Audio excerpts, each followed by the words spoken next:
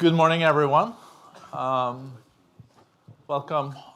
to what I think is one of the most important sessions at our summit here on the Middle East and North Africa, taking place in Jordan at the Dead Sea, this historical place of Dead Sea, where you also look over to Palestine and to Israel. In a couple of days, the Israeli voters will decide on who is going to be in government in Israel. I think there is a lot of interest related to the outcome of these elections. Quite a polarized situation in Israel in the run-up to the elections. We also know that there is a lot of questions around the future of a two-state solution. Will there be a government in Israel that will continue to try to establish a two-state solution, or will this, in the coming years, be dead from the Israeli side? And on the Palestinian side, what will the policies of Ramallah be moving forward? The relationship between also Fatah and Hamas in Gaza, the humanitarian crisis continuing to unfold in Gaza, and we also see changing political situation in the Gulf. I think we have the best possible panel in addressing these very important topics, and it's really the quintessence is the future of the two-state solution, and in many ways the whole Oslo process. We have Mr. Terje Roed-Larsen, President of International Peace Institute, here on my left side. Terje is also one of the fathers of the Oslo process. We have Michael Herzog, International Fellow at the Washington Institute for Near East Policy, but also a former general in Israel. We have Saeb Erekat, member of the Executive Committee of the Palestinian Liberation Organization, but I think you're Secretary General of PLO, and Saeb has... Still. Yes. Also, what he doesn't know about the details in a possible two-state solution, I don't think is worth knowing.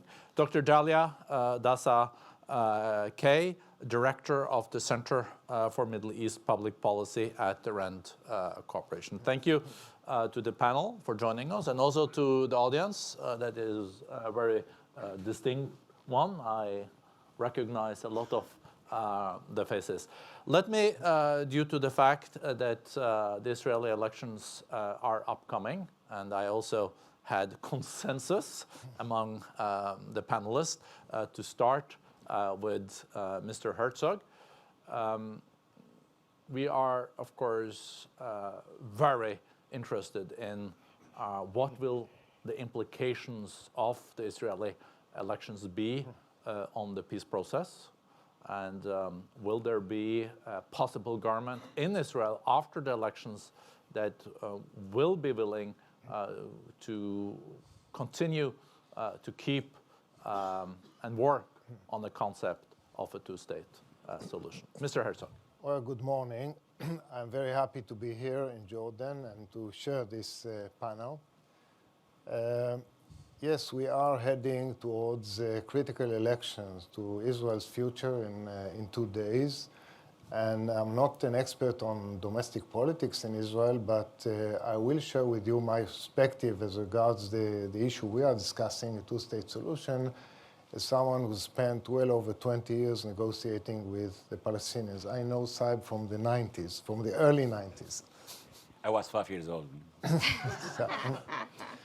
Now, the election campaign is the race is very close between the two big parties, the Likud headed by Netanyahu on one hand and the blue-white party headed by Benny Gantz. A lot of generals in there, huh? There are 3 former chiefs of staff, and it's a close race, which I think is a good thing for a democracy, that we have a close race, an open race. And I'm not going to speculate about the results of these elections. I also don't fully believe opinion polls. They have notoriously failed in predicting election outcomes. But I will say this. I will paint 3 scenarios of what's going to happen after the election. And by the way, there's going to be a long, I think, complicated process of forming a coalition in Israel, because in order to be prime minister and lead the government, you need a coalition. That's our system. The first scenario is that Mr. Netanyahu wins and forms a right-wing coalition. He already heads a right-wing coalition in Israel, but he may form even more right-wing coalition, including some far-right elements. That's scenario number 1. Scenario number 2 is that Mr. Netanyahu forms the government, but he forms a national unity coalition with Mr. Gantz and his party or part of his party. Less likely, but not totally impossible. And the third scenario is that Mr. Gantz wins and he forms a coalition.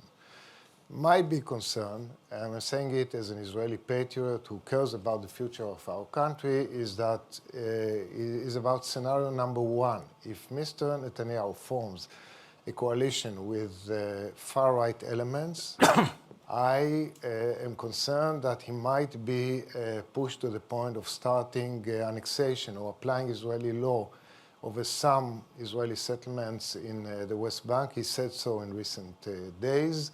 He has hitherto resisted pressures to annex for all the years that he's been prime minister, and I think he's not blind to the meaning of such a measure. But under pressure, in order to survive politically, and given his other problems, he may succumb to pressure and may start this process. I'm not sure that the Israeli public is fully aware of the significance of such a development. I myself I belong to a movement in Israel called Commanders for Israel's Security. We are nearly 300 retired generals and their counterparts in all the defense establishment.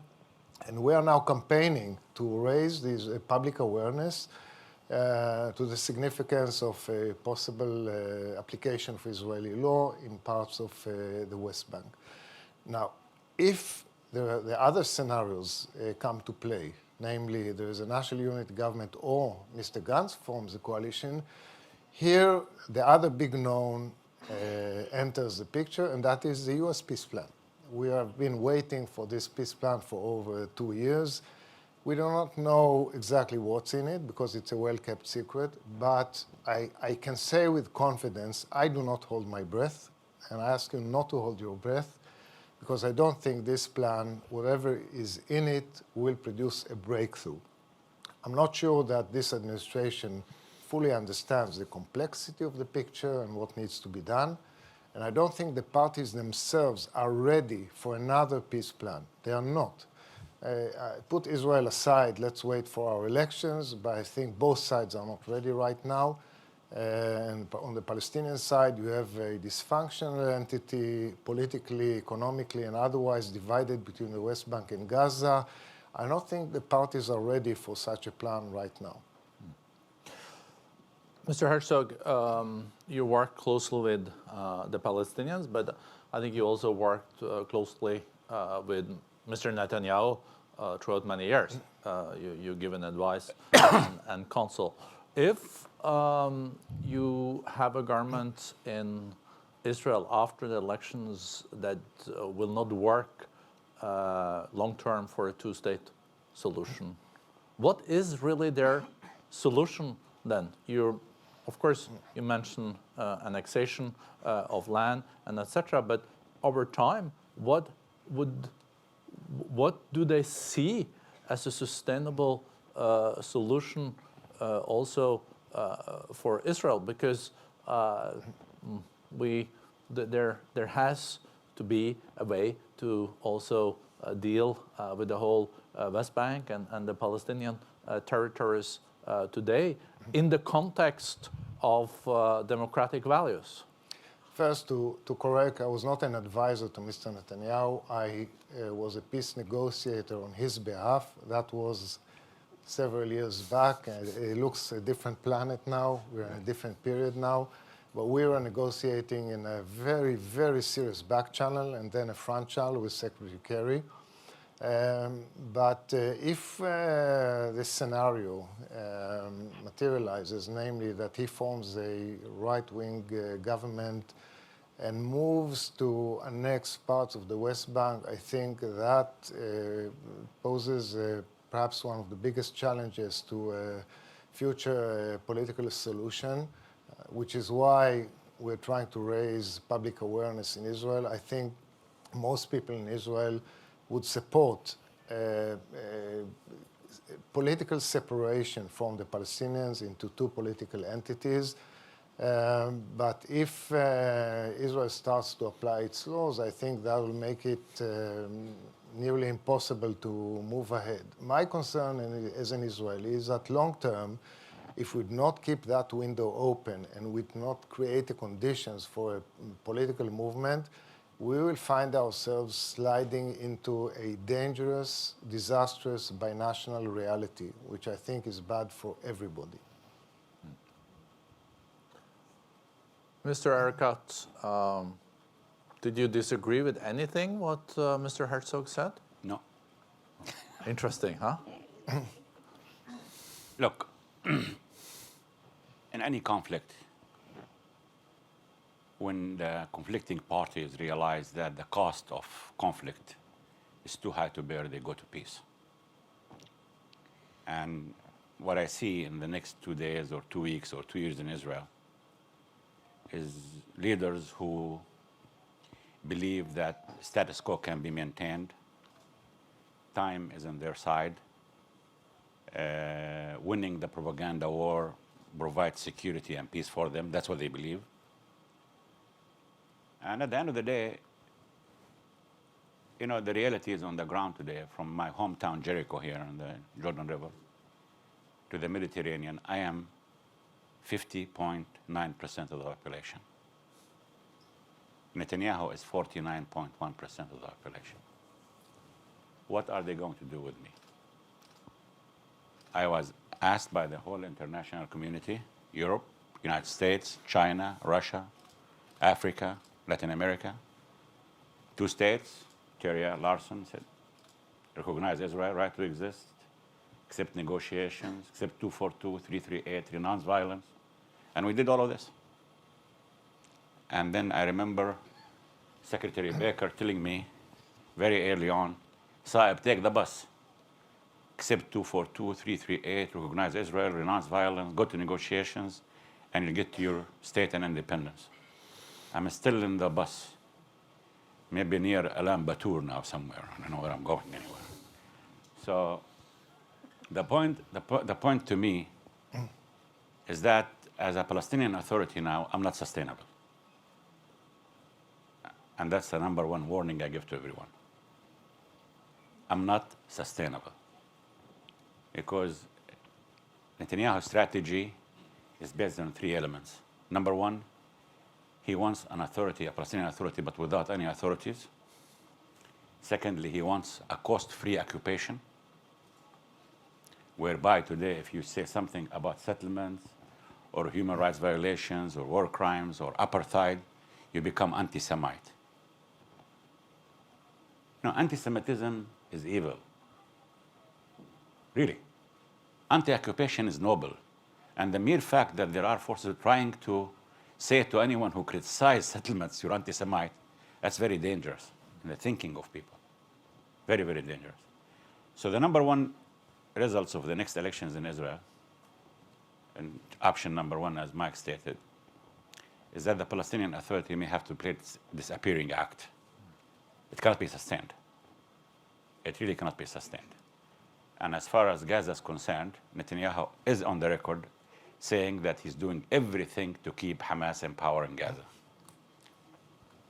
And that's why we see money coming to Ben Gurion Airport and channeled by Netanyahu. You know, Børge, if I go to Gaza, and Mike knows this, and I donate $500 to an orphanage of Hamas and go back to the checkpoint, it's a 5-year sentence on me. But for millions of dollars to be carried by Netanyahu and go to Gaza, to Hamas, that's fine.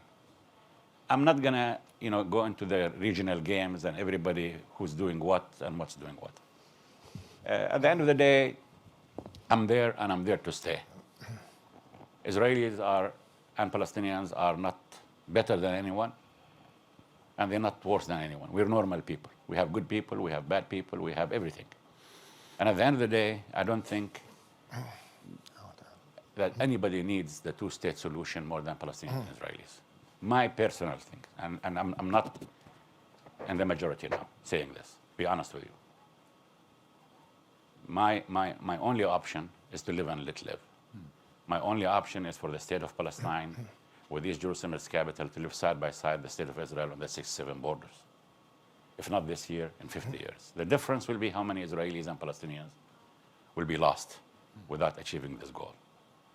Now, the efforts of the Trump administration, which to us as Palestinians is no longer a partner, will not be a partner, and they have disqualified themselves from any role in the peace process whatsoever. For 2 reasons. Number one, dictating, not negotiating. And secondly, giving the Netanyahus the chance to believe that they can deliver me to him. Why should he negotiate with me? In every single meeting we had with the Trump administration, we said to President Trump and Jared Kushner and Jason Greenblatt, set up us with the Israelis. It's us and the Israelis that need to make the decisions required for peace. And they said, no, we will not allow you to do this. So Netanyahu now is waiting for more decisions by dictation by the biblical ambassador Friedman and biblical funder Sheldon Adelson. Jerusalem is Israel's capital. Settlements are legal. 2 states is out of the question. And we have to accept peace based on the truth. All right? Why should I accept this? I was 12 years old when the occupation came to my hometown, Jericho. And everybody was saying Palestinians have never missed an opportunity but to miss an opportunity. And Palestinians, President Abbas, have done everything humanly possible to achieve the two-state solution. And last night, Mr. Netanyahu said, if I win the elections, the first thing I'll do is to annex the settlement blocks. This is on the record. And Palestinian state is not going to be on my watch. So what does he expect? He wants to destroy the two-state solution with Trump. That leaves us with 2 options. Option number 1 is one state, equal rights, which I think is a very civilized concept for Jews, Muslims, and Christians to live together as equal. But by the way, this is not doable. No one in Israel will accept it. The second option they believe in is one state, 2 systems, what I call one state, 2 systems. They believe that this conflict is a religious conflict, and they want to make it a religious conflict. And I remember telling some of them, Judaism to us, and I'm glad that this session is on the record, Judaism to us as Arabs, as Palestinians, Muslims and Christians, was never a threat, is not a threat, will never be a threat. My conflict with Israel is not a religious one. My conflict with Israel is a territorial, political, national one. Don't turn it into a religious conflict. And one of them once told me that how would a man like me, a professor, believe that somebody comes from Mecca to Jerusalem and ascends to heaven in 20 seconds?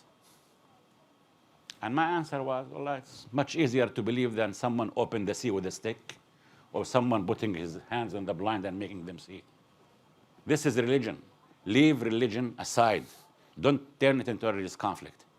So I think they're determined now, with the annexation of the settlement blocks, with Jerusalem as Israel's capital, to turn it into a religious conflict, which means 2 things. The non-state actors, we spoke, non-state actors means who is going to be after ISIS. And I said this morning that ISIS is 803 in political Islam since my prophet, God bless him, died. And the non-state actors on the other side are the extreme nationalists who don't see Palestinians as humans even. So there is no such a thing as a vacuum in Palestinian-Israeli politics. In the absence of two states, in the absence of hope, I'm afraid there will be blood. And that blood will be my children and grandchildren and Mike's children and grandchildren. And that's very, very unfortunate. And if we don't help ourselves as Israelis and Palestinians in realizing that peace is the most cardinal need for both of us, nobody else will.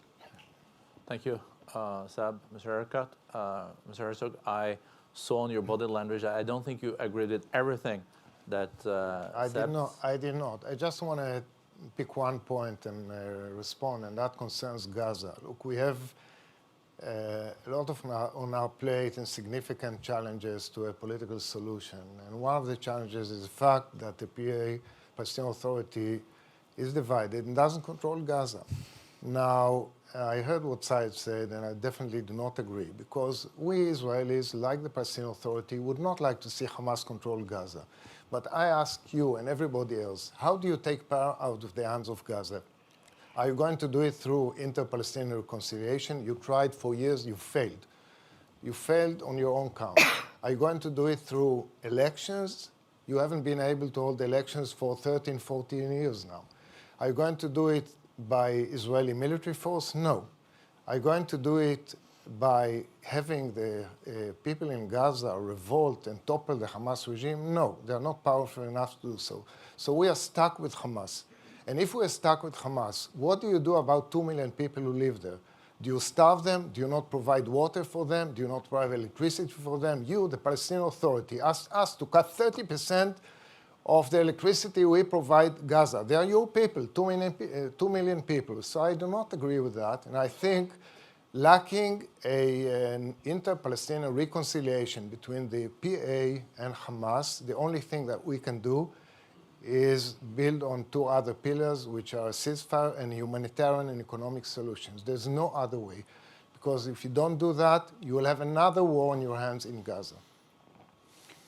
Short reply? Yeah, short reply is that we have $196 million budget after the U.S. cut $844 million. We spent $96 million in Gaza till yesterday, till today, and $100 million in the West Bank and Gaza. What we ask the Israelis is not to cut electricity and so on. What we ask everyone is to increase the aid to Gaza, but it should come through us as a Palestinian Authority. And we were threatened by the Israelis. If we don't do 1, 2, 3, 4 to keep the separation of Gaza, they will cut it from our revenues because they collect taxes for us. That is the truth.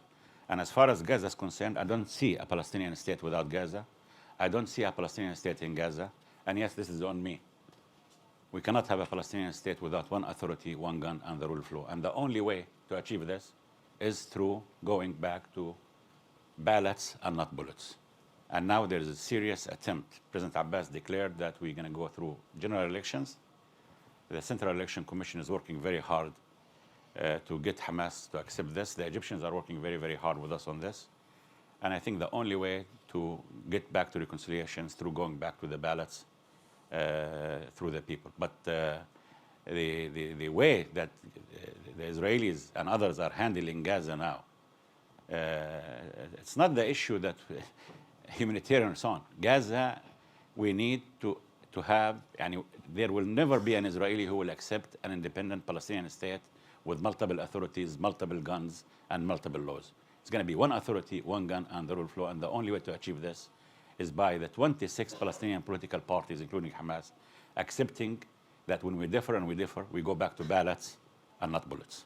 And that's the only way to have reconciliation. Well, one question that is frequently asked, I see in the Israeli elections, is that how can we guarantee that we will not have a Gaza situation in the future in the West Bank?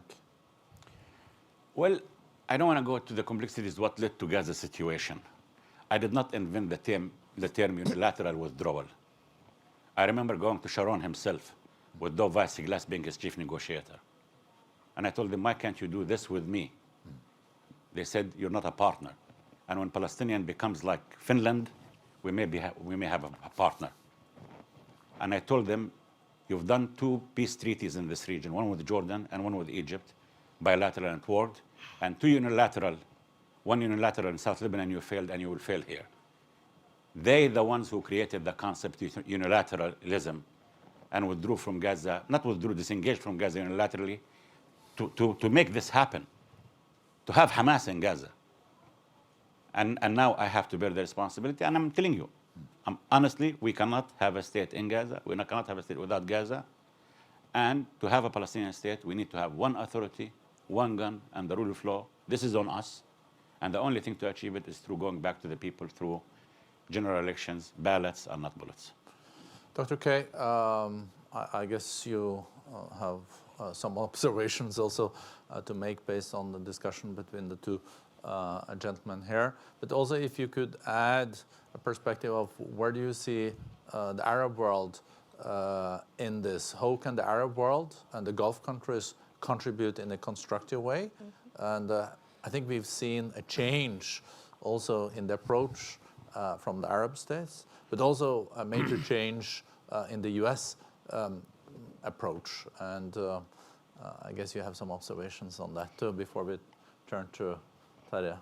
Yes, I'll play, that's an understatement, a change in the U.S. role. So I'll put on my American hat, and unlike the other distinguished panelists, I am not a diplomat. I did not negotiate any of these treaties, so I have the full freedom to speak very bluntly about this, this conflict. And I have to say, listening to the Israeli and Palestinian side as represented here, I think a lot of Americans look at this and they would say, I see why this conflict isn't solved. This is really tough. And I will preface this by saying the new direction of the Trump administration is significant. But the premise of it, though, is even before the Trump administration came into office, I think we can hear from the conversation already that there are many reasons why this conflict may not be resolvable in the foreseeable future. The dynamics on both sides, in the Israeli side and the Palestinian side, the conditions may not be right. But I will leave that to the diplomats to let us know whether that can change.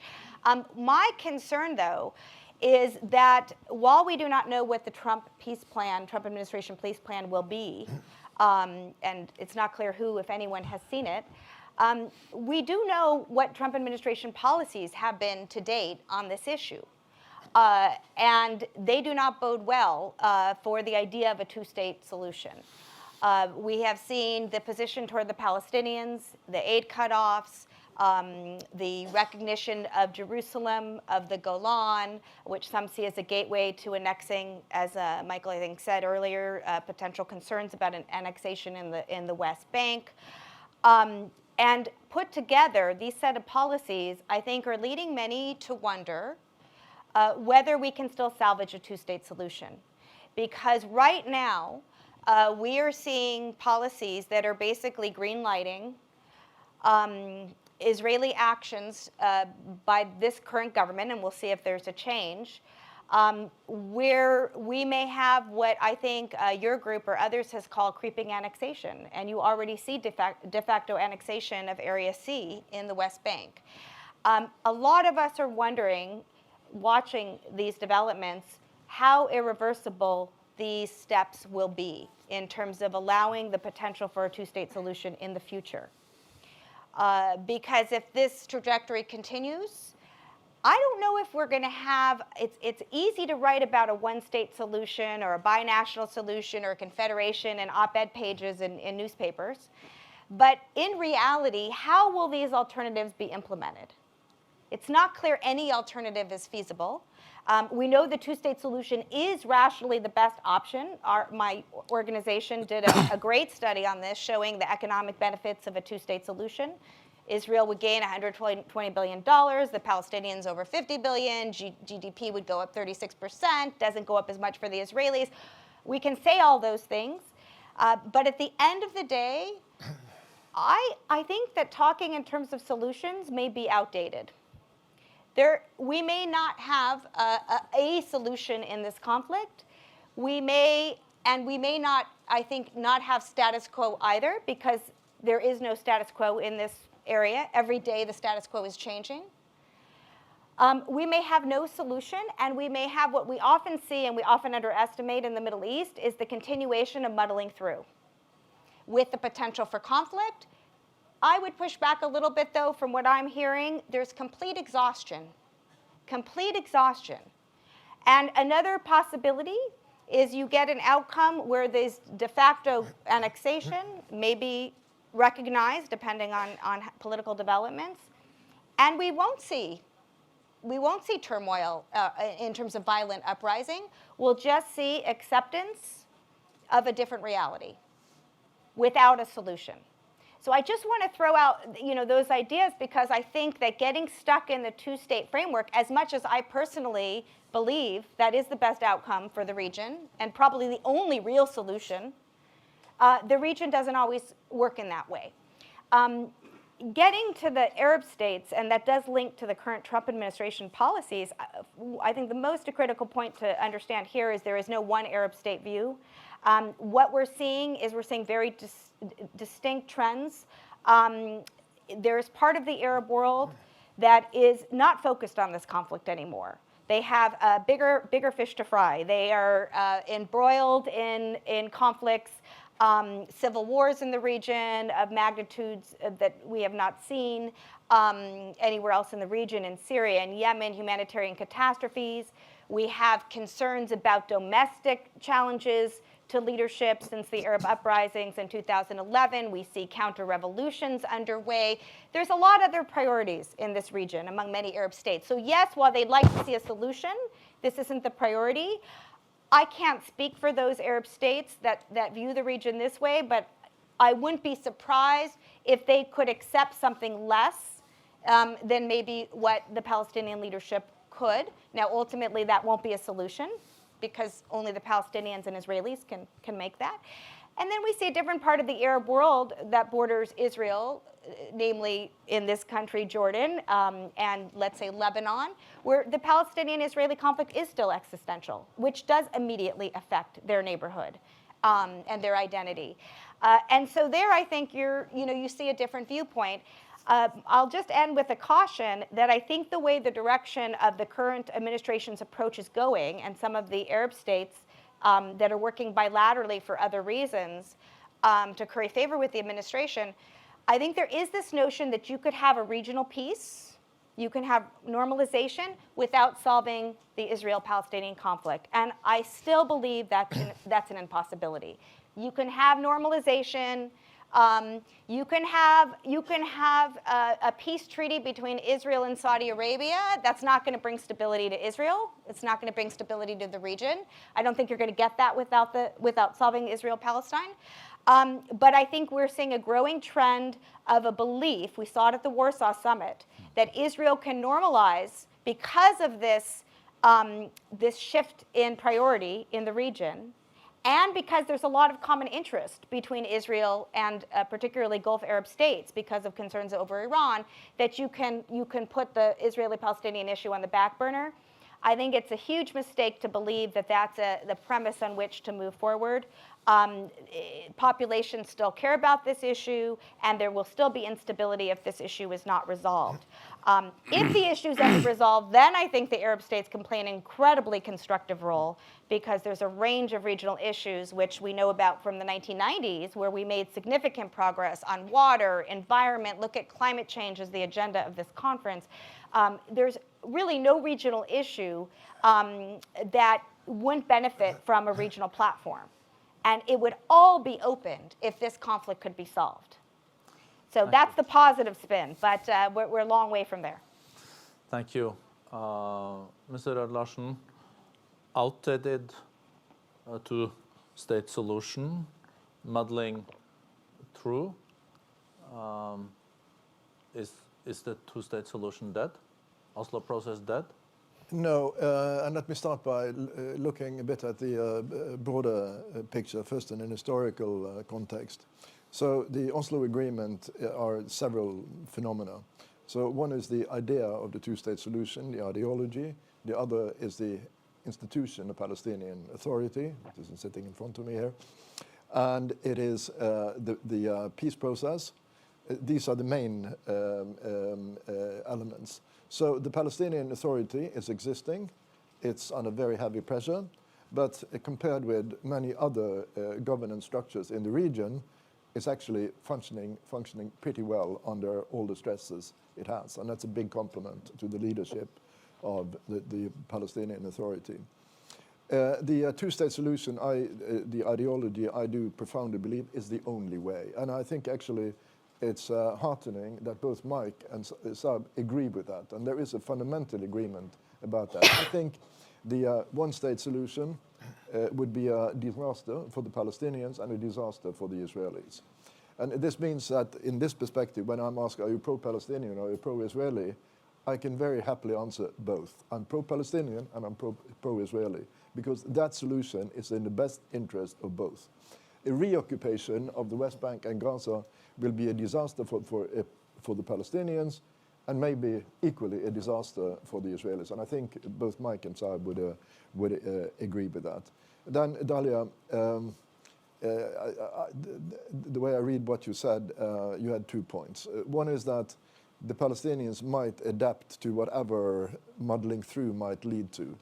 And I don't think that's the case. Because this is about identity. And Palestinian identity is glued to the idea of a Palestinian state. And there will never be peace before that state is there. Because the Palestinians will not give up their identity. So that conflict will then go on forever. And this is why I do believe profoundly that structurally the two-state solution is profoundly in the Israeli interest and profoundly in the Palestinian interest, and that by force of history it will happen, but it might take a very long time. And many, many mistakes might be done on the road. Then to what I agree with you, Dalia. I mean, if we look at the geopolitical landscape of the region, it is fundamentally changed since Oslo. And the reason being that at that time, there was one defining conflict in the region. In a horizontal axis, it was the Israeli-Arab conflict. It defined everything in the region. Today, there is a vertical line. It's a kind of a cross where you have another conflict, which is between Iran and its allies and proxies and the leading Sunni Arab states, in particularly Saudi Arabia, Egypt, and the United Arab Emirates, which is to many in the region the defining conflict of the region, and which has also brought Israel and these leading Sunni Arab states together. And this is why you alluded to it, Dalia, is that, I mean, there is a deep security cooperation between these states and Israel under the table. There is a deep intelligence sharing cooperation going on, and more openly this appears. And this creates a new context, which creates a difficulty for our Palestinian friends, but we have to be aware that this is a new context, and which means that I agree with you, Dalia, there has to be a regional component into a Palestinian-Israeli settlement. Yeah. So Can I just say? I have a follow-up question there. First, you said that, Mr. Roed-Larsen, that it's profoundly in the interest of both the Palestinians and Israelis with the two-state solution. But when you follow now the Israeli election campaign, it's definitely a situation where Israel has moved to the right on this issue. Do you think that Mr. Netanyahu, if he's re-elected as prime minister, will change the rhetoric after the election campaign? Do you think Netanyahu also agrees with you? You know him well for 30 years, that the two-state solution is the best solution, or is he thinking about something else, and what is that? As a former Norwegian politician, you know very well that election rhetoric is sometimes fundamentally different from what happens Not after in the Norway. election. You should know that. I read your sarcasms. Norwegian. And I think the Israeli Prime Minister understands fully the difficulties of moving towards an annexation of the West Bank, say, because then Israel will have to shoulder the full legal, economic, and social responsibilities for all the Palestinians. And I don't think any Israeli Prime Minister would be willing to do that. It would be a catastrophe for the state of Israel if that happens. So it will be a catastrophe for the Palestinians, and it will be a catastrophe for, and I think any Israeli government, I mean, will, even a very right-wing government, will, when it comes to the decision-making point, will be hesitant, to put it understated, in doing that. Just another follow-up question to Roed-Larsen, because you, through IPI and through your work, you're also well informed about the thinking in Washington, D.C.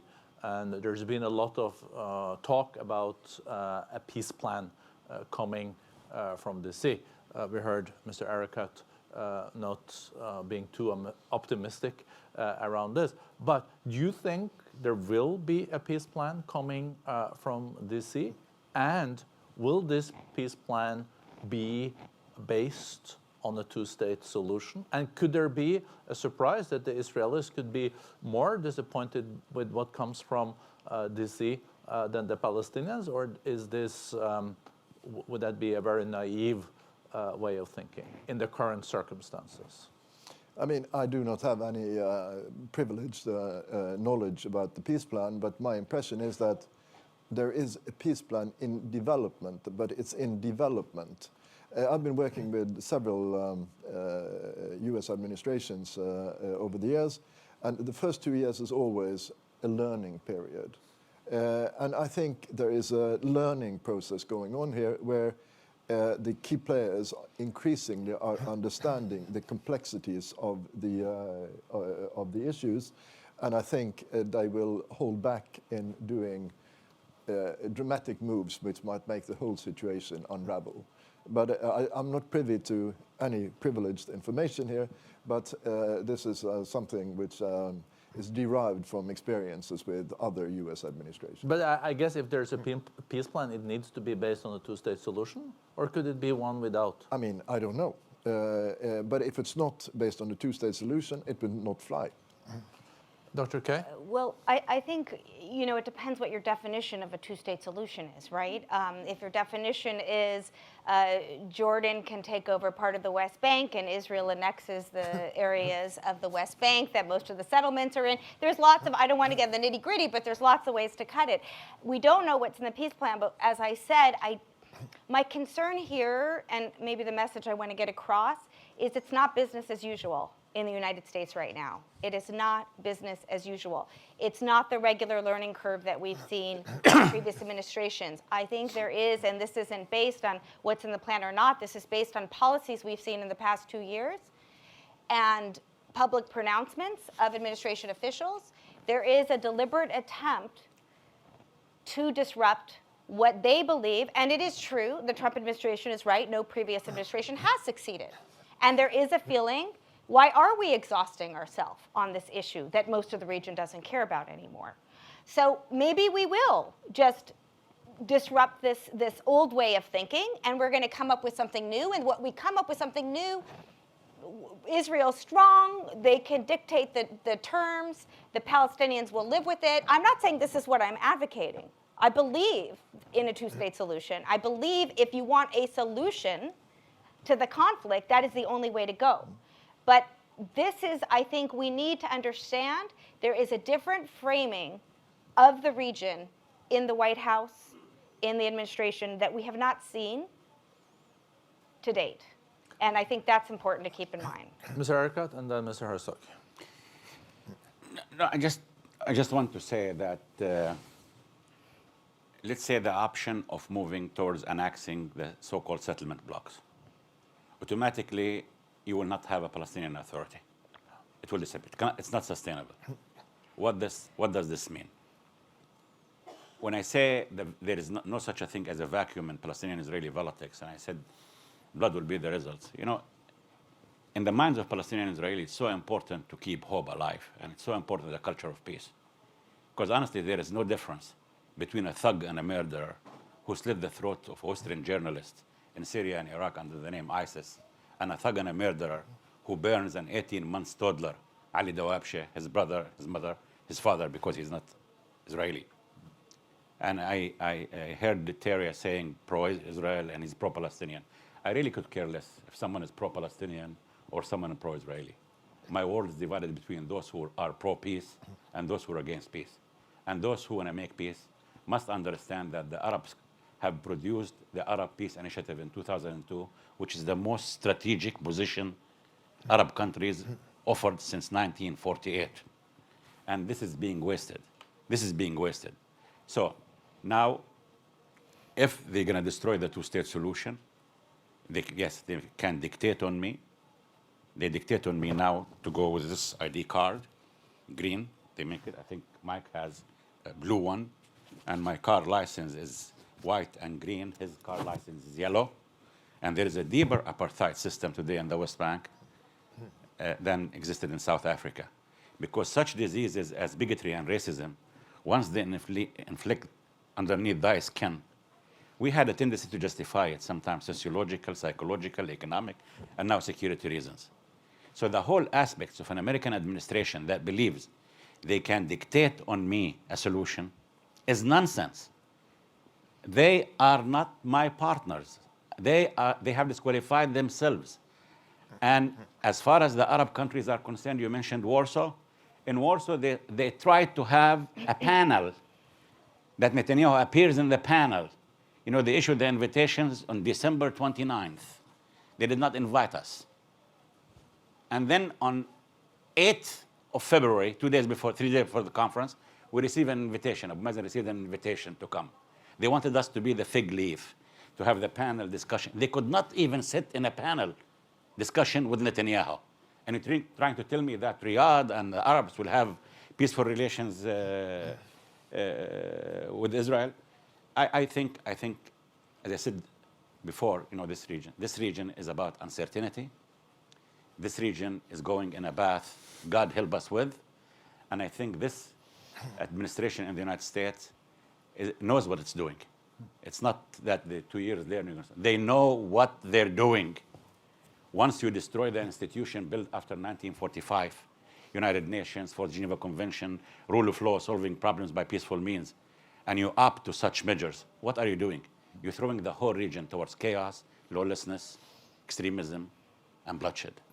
And that's very unfortunate. Okay. And those who will pay the heaviest price will be Palestinians and Israelis. And the way ahead for me is I look to Mike and I say that without Palestinians and Israelis getting their act together and sitting to negotiate and finish where they reached in the negotiations of achieving a two-state solution on the 1967 lines with the caveats we spoke about, if we don't help ourselves, nobody else will. Tough words here from Mr. Erekat, Mr. Herzog. Either you're pro-peace or against peace. You can talk for yourself and for your values. The U.S. administration is not on this panel and not represented here to then argue their case, just as a disclaimer. But Mr. Herzog. First, let me say a word about the U.S. peace plan, as was mentioned here. I had the opportunity to spend some time with the U.S. peace team. And while they listen, they do not share the plan with me, of course, but my impression is that they are thinking about what one might call a two-state solution, but the big question is how exactly you configure that solution, because they're thinking more in terms of a state minus for the Palestinians. And to me, the question is how big a minus that would be. And we just have to wait and see. But I do not feel that they have deep understanding of what we're talking about. For example, they would say, okay, you negotiated for 25 years, you failed. You know why you failed? Because you're working on insufficiently detailed solutions. So they will produce, if we produce parameters of 10 pages, they will produce 50 pages. Whoever thinks that this is the mistake we committed and they will fix it, I don't think they are in the right place. But let me talk about the so-called solution. The title of this panel is Solution. You spoke about the solution. I don't think the current situation lends itself to a solution or a breakthrough towards a solution. I don't think the parties are ready for that. I don't think the two leaders right now, both here and there, are ready for that and can produce an outcome. And I can give you a long lecture. We don't have the time of the history of our negotiations. Don't believe whoever tells you that it's 100% zero. One side 100% right, the other percent zero. There's no such reality on the ground. But instead of talking about solutions or breakthrough to a solution, I think we should talk about a reality, creating a reality on the ground. Not only political horizon, which is important, also realities on the ground, which will lend themselves to a future solution. That's what we can do right now. And I do not believe that one state is a solution. I never use that term. I talked about one state reality or binational reality. This is not a solution. This is a recipe for disaster for both people. All of you have to do is look at Ireland, look at Balkans, look at our region in the last 8 years. Is that what you really want to have? Now, my big concern is that the two societies are losing hope. And I can speak now about the Israeli society. And I can tell you, someone who lives in Israel, and Israeli, I'm a proud Israeli patriot, but I see people losing hope. I see in opinion polls that most people, the majority of Israelis, do not want to see a binational reality, do not want to see ourselves living. They prefer political separation, but they don't believe that there's someone on the other side who can produce that outcome. I understand it's a mirror image, the way the Palestinians look at us. But the narrative in Israel, you mentioned Israel turning right. You know why Israel turned right? I will tell you. The narrative in Israel, in 2000, we initiated the Camp David summit. We reached out later. We got suicide bombers. We got rockets. They don't believe that we can produce peace with the other side. This is very dangerous mindset. So I do hope that before it's too late, I'm not as optimistic as Terje, even though I think there are some positive elements in the picture, but I do hope that people come to their senses before it's too late. But as a former military and a general, also knowing how things are organized in PA, Mr. Erekat was showing here the differences that Palestinians and Israelis are treated. Are you comfortable with this situation that you're seeing today, that he referred to? No, I'm not comfortable. I think a lot that could be and should be done on the ground. I would say that the defense establishment in Israel has always been much more open than political echelon to practical solutions on the ground, and I would encourage that as much as possible. We can go, from now to eternity about the history of our relations, how we got where we got, but I'm telling you, I'm in touch with these people. They are much more open to practical solutions, and they should be encouraged. Since you were referred to here as an optimist, I'm not always seeing you as that on the region, but I want to end this, I think, extremely important, but also very nuanced panel, but also showing all the complexities that we're faced with. I want to end with someone that, of course, prepared this Oslo process that no one expected, making the impossible possible at that time. But the implementation of the process has probably not been as you expected when you were there in front of the White House signing the Oslo peace process. But when you look now at the Israeli situation, the Palestinian situation, the development in the Gulf and in the Arab world, what is the most optimistic blueprint you can show us for the 5 coming years, also including the U.S. administration? What is there a way to realistically break this impasse? Or when you say it will take a long time, this time is not ripe now, so there will be a muddling through in the coming years, and then later on there will again be momentum around the peace process. If you could kind of summarize this at the end for us, I would appreciate it. You're always asking me very easy questions. Look, I will not predict, but I can advise. So what I would do if I were on the Palestinian side, I would not dismiss per se anything which comes from Washington unseen. What I would say is that this is a piece of ideas. We might dislike some of them, we might like some. We can use it as a basis for discussions with our Israeli counterparts, but not see it as a diktat. That would be my advice to the Palestinians. And I mean, if it's put on the table like that, it can be one of many papers which are put on the table. So I wouldn't dismiss per se unseen. What I would do if I were Israeli is that I would tell the Palestinians, we will recognize the Palestinian state and have state-to-state negotiations about borders, Jerusalem, and security and refugees.